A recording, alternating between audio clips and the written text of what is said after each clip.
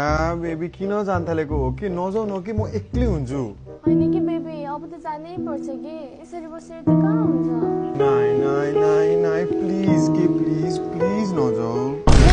कति कोसिस गरेको कति न अहिले नै जान थाले जस्तो जाने कुरा पो गरेको त पहिला आल्स गर्न देऊ पास हुन देऊ भिजा झर्न देऊ अनि बल्ल रोह न अहिले नै रोएर बस्छ त्यो पनि तिमी सायद नभौ न बेबी म तिमीलाई सँगै डिपेन्डेन्ट अस्ट्रेलिया लगिहाल्छु नि कसम कसम त्यसले त बेबी आजै अल्फा बिटाको अस्ट्रेलिया एजुकेसन फेयरको लागि रेजिस्टर गरिहालौ अनि अल्फा बिटा चाहिँ किन नि ल तिमीलाई थाहा छैन अल्फा बिटाले रेजिस्टर गर्नु हुने मध्ये एकजना लकी विनरलाई म्याकबुक एयर अस्ट्रेलियाको वान वे टिकट र थुप्रै गिफ्ट ह्याम्पर्स पनि दिनु भइरहेछ ए हो र त्यति मात्र कहाँ हो baby March 28 Kathmandu Baneshwar alpha बिटा कम्प्लेक्समा हुन गइरहेको यो एजुकेसन फेयरमा अस्ट्रेलियाबाट चट्ट लाएर मोर देन 10 युनिभर्सिटिजको रिप्रेजेन्टेटिभहरु पनि आउनु भइरहेछ त्यसो भए त बेबी अब छिट्टै काठमाडौँ जाने सुरु गरिहालौ काठमाडौँ चाहिँ हैन पहिला सुरु बिहे चाहिँ गर्न जाऊ हेलो पण्डितजी कहिले हो मुहूर्त